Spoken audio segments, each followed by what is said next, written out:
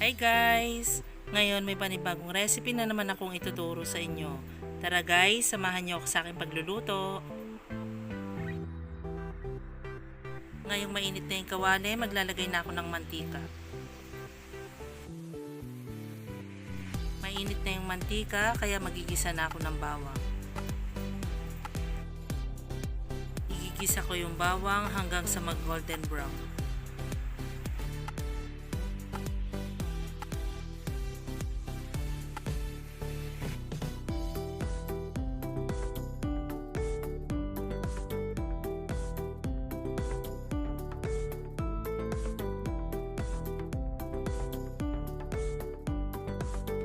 Ngayon, isusunod ko na rin igisa yung sibuyas.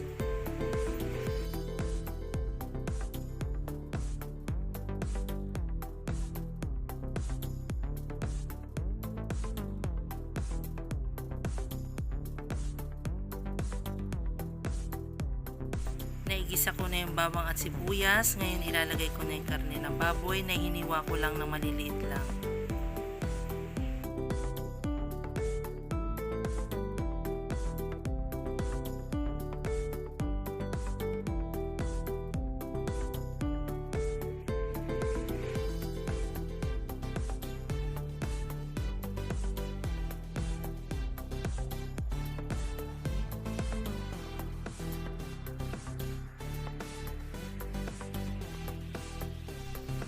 Maglalagay ako ng asin at paminta.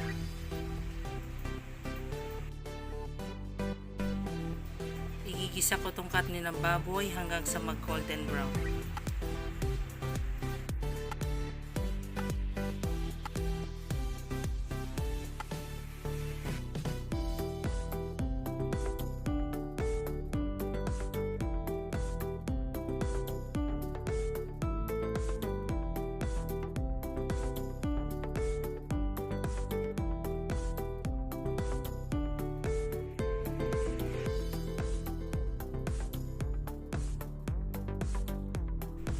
Naigisa ko na tong karne ng baboy. Ngayon maglalagay ako ng isang tasang tubig para sa sabaw. Hahayaan ko lang na kumukulo hanggang sa lumambot yung karne at matuyuan ng sabaw.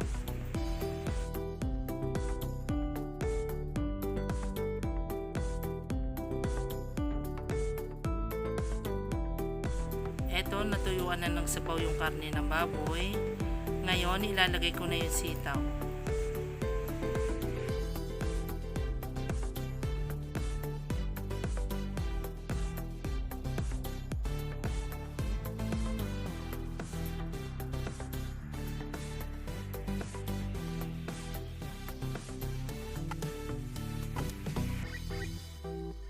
Saka ko ngayon maglalagay ng suka.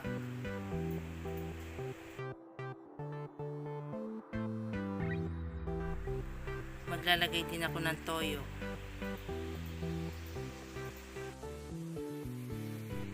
Maglalagay din ako ng paminta.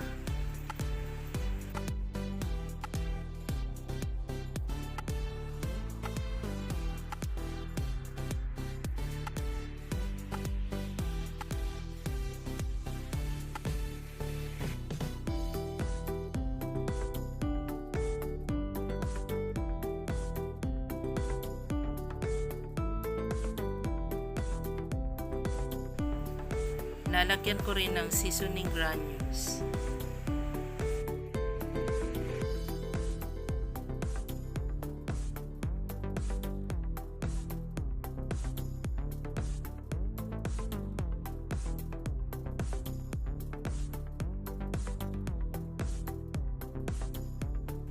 Ngayon maglalagay ako ulit ng kalahating tasang tubig para sa sabaw.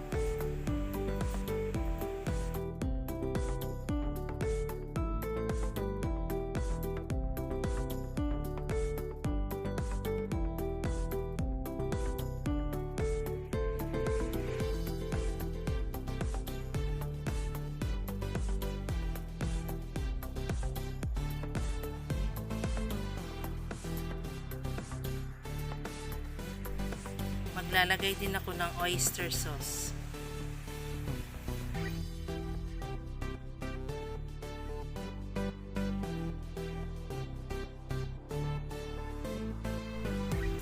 Hahayaan ko lang na kumukulo hanggang sa maluto yung sitaw.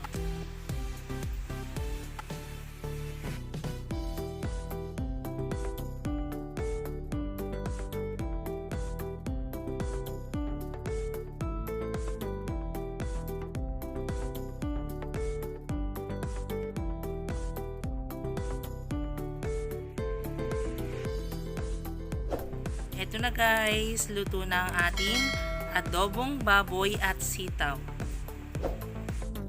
Bye guys! Thank you for watching!